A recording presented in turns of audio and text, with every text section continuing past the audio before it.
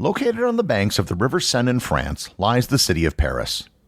Paris has a long history dating back over 2,000 years, and during its long history it's seen wars, plagues, kings, and emperors. Today, it's one of the most visited cities on Earth and home to some of the world's greatest works of art, and one of the largest and most important cities in all of Europe.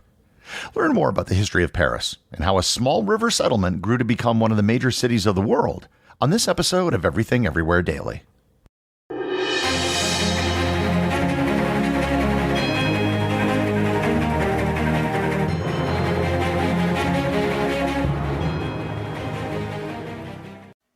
Hi, I'm Stephen, the host of the Simple English News Daily podcast. In just 7 minutes, we tell you what is happening everywhere in the world in the most simple way it can be explained. Start your day knowing what is happening in Europe, Asia, Africa, and the Americas.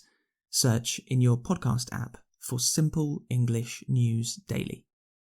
If you're a music lover, I'm excited to share with you another podcast that I think you'll love, The 500 with Josh Adam Myers. Join Josh, a comedian veteran and music fanatic, as he counts down Rolling Stone magazine's 500 greatest albums of all time, with comedians, actors, and musicians. On each episode, they dive into the history of each iconic album, discussing what it means to them, as well as making plenty of time for debating the curation of this chaotic list. I recommend checking out Josh's episode with Dave Davis, the lead guitarist for The Kinks, as he talks about their 1967 album, Something Else by The Kinks. Or the episode with comedian Jim Jeffries, who talks about the 1965 Beatles album, Help. If you love getting lost in music, come join Josh on this long yet hilarious journey through the 500 greatest albums of all time. And Josh still has over 250 albums to go. Check out The 500 with Josh Adam Myers on Apple Podcasts, Spotify, or wherever you're listening to this show. The history of Paris dates back over 2,000 years. The first known settlement in the current location of Paris was the Gallic town of Lutetia. The settlement was established sometime in the 3rd century BC by the Gallic tribe known as the Parisi. Paris is named after the Parisi, and not after Paris, the son of King Pyrrhum, the leader of the city of Troy. There may have been a Neolithic settlement in the same spot, but little is known about it. And that could have been founded as early as 8,000 BC.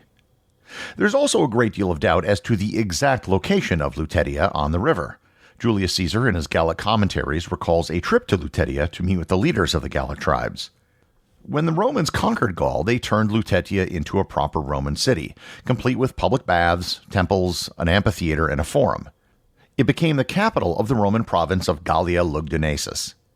By the end of the Western Roman Empire, the city had become known as Parisus in Latin, which would then later be shortened to Paris in French. With the decline of Rome, the Germanic tribe known as the Franks arose. They were united under King Clovis, who established Paris as his capital in the year 508. As the city became more wealthy, it became a prime target for Vikings, which sacked the city in 845. They returned in 856 and 861, but were repelled by the Franks, who were prepared. They came back once more in 885 and laid siege to the city for several months, but were ultimately defeated by Odo, the Count of Paris. Odo, in large part due to his defense of the city, was later elected king of West Francia, which was the precursor to the Kingdom of France. By the 12th century, Paris had become the dominant city in France. It had become the political, economic, cultural, and religious center of the entire country. It was during this period that Paris began many of the construction projects which would come to define the city. Notre Dame began construction in 1163, and the Louvre began its first construction as a castle and fortress in 1190. Also in 1190, the University of Paris was established. By the early 14th century, Paris had a population of 200,000 people and had become the largest city in Europe. As with most cities at the time, it was an extremely filthy place. It was so bad that in Paris there were literally streets named after fecal matter and urine. In 1370, construction began on the Paris sewers. The sewers have been in operation ever since and have been continually maintained and upgraded over the last 700 years.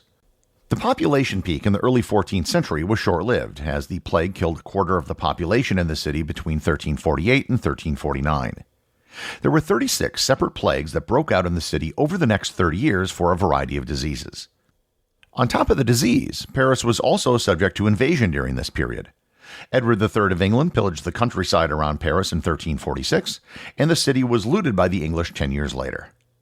Between 1420 and 1436, Paris was actually ruled by the English.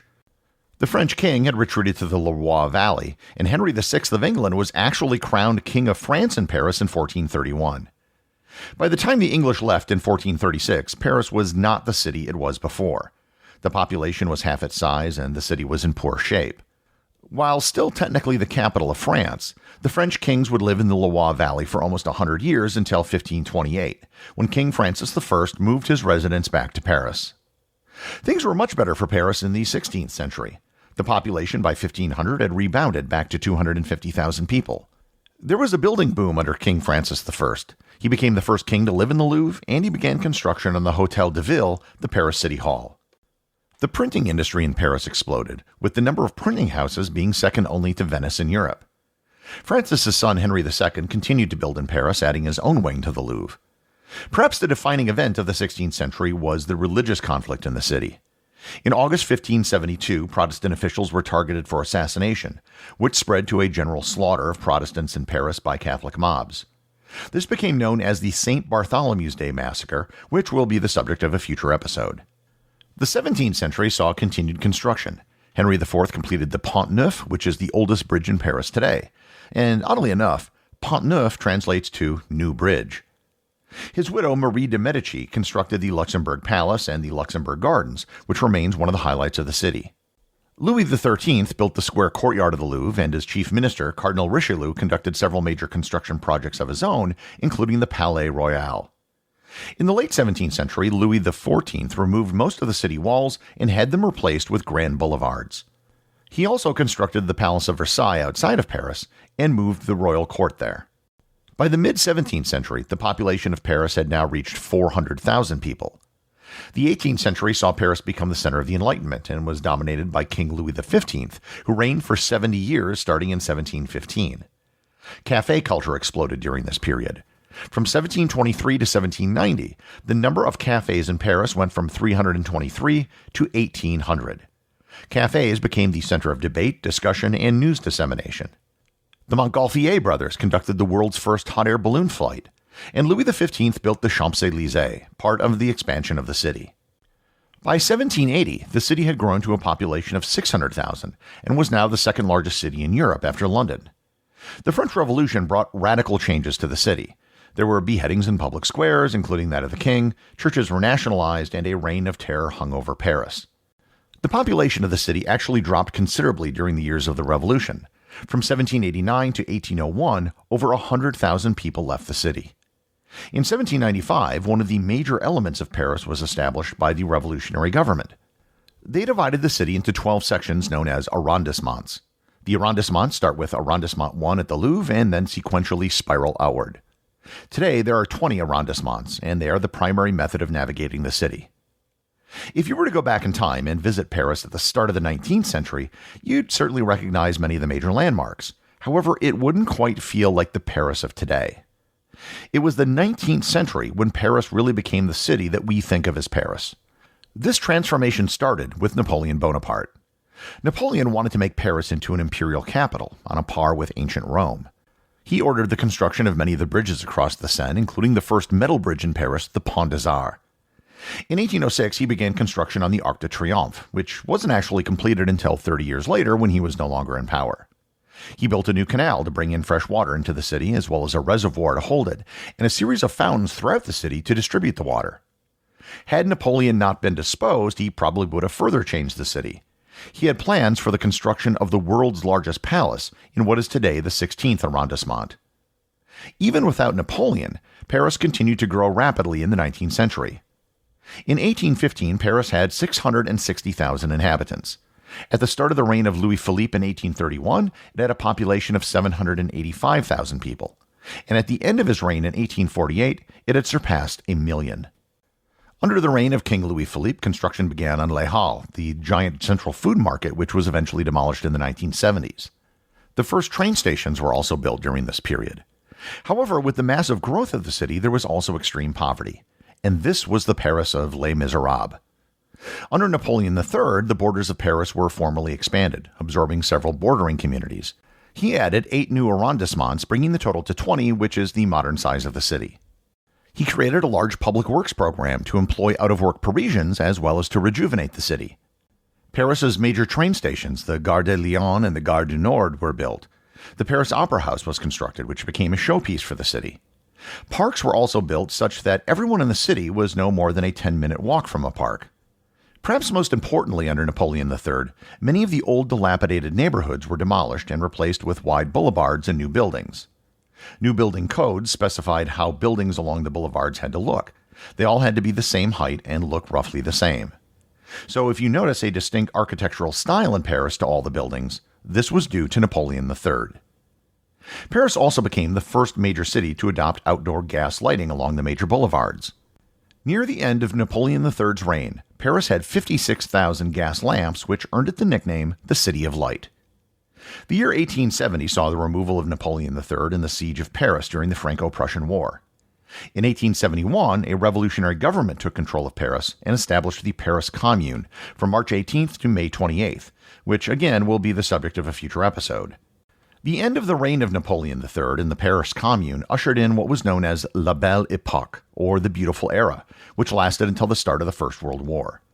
The latter part of the 19th century saw Paris host several World's Fairs, which I've touched on in many previous episodes.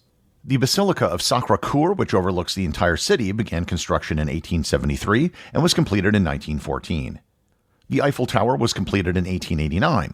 It was intended to be a temporary structure built for the 1889 World's Fair, but it quickly became the iconic image of the city and it was never taken down. In 1897, the first of the Paris Metro subway lines was built. Paris of 1900 would have looked very different from the Paris of 1800, and much closer to the Paris of today. During the First World War, Paris came close to being occupied by the Germans, but it was saved due to the Battle of the Marne, where 600 Parisian taxis shuttled 6,000 soldiers to the front lines. After the war, the demographic makeup of the city began to change. People from French possessions around the world began to come to Paris, including such distant places as Vietnam, Senegal, and Algeria. Paris reached its peak population in 1921, with 2.9 million people living in the 20 arrondissements. In June of 1940, Paris was occupied by Nazi Germany. It had been declared an open city and was occupied without a fight. In 1945, when the Germans left Paris, Hitler gave the order to destroy most of the city and its landmarks. However, the order was ignored by the military commander of Paris, Dietrich von Choltitz. Post-war Paris saw changes in demographics. Immigrants from around Europe and from French colonies arrived in large numbers. Many people began to move to Paris suburbs, which saw large increases in population. Paris had been run by an administrator appointed by the national government ever since Napoleon Bonaparte. However, in 1977, Parisians were able to democratically elect their own mayor for the first time in almost 200 years. The first mayor was Jacques Chirac, who went on to become the president of France. While there have been public works in Paris since the end of the war, there has never been anything like the widespread changes which occurred in the city in the 19th century. Great pains have been taken to make sure that Paris keeps its look and feel. Many modern office buildings and commercial structures have been built on the outskirts of Paris, leaving the character of the central city relatively untouched. Many of the newer structures in Paris have been smaller in scale, such as the glass pyramid outside of the Louvre designed by the architect I.M. Pei, which was built in 1988. Perhaps the biggest event in Paris of the last several years was the fire that gutted the Notre Dame Cathedral in 2019.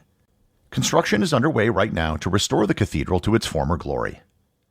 Today, Paris is one of the most visited cities in the world, with an estimated 18 million people who visited annually before the pandemic.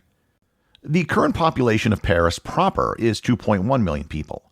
However, the greater Paris urban area has a population of 13 million people, making it the second largest urban area in Europe, second only to London. Paris has also become a very diverse city, with people settling there from North Africa, Sub-Saharan Africa, Asia, and the Middle East, as well as people from all over the EU. A 2009 study found Paris to be the third most economically powerful city in the world after New York and London, and it's considered to be the world center for fashion and luxury goods. Paris is unquestionably one of the great cities of the world, but there's only so much information you can cram into a daily podcast about a 2,000-year-old city. Everything I've mentioned on this episode could almost be an episode of its own. The only way you can really understand Paris is to go there and visit it yourself. The executive producer of Everything Everywhere Daily is Charles Daniel. The associate producers are Thor, Thomsen, and Peter Bennett. I just want to thank everyone, including the show's producers, who support the show over on Patreon. If you'd like to support the show, just head over to patreon.com, which is currently the only place where you can get show merchandise. Also, if you want to talk to other listeners about the show, head over to our Facebook group or Discord server, both of which have links in the show notes.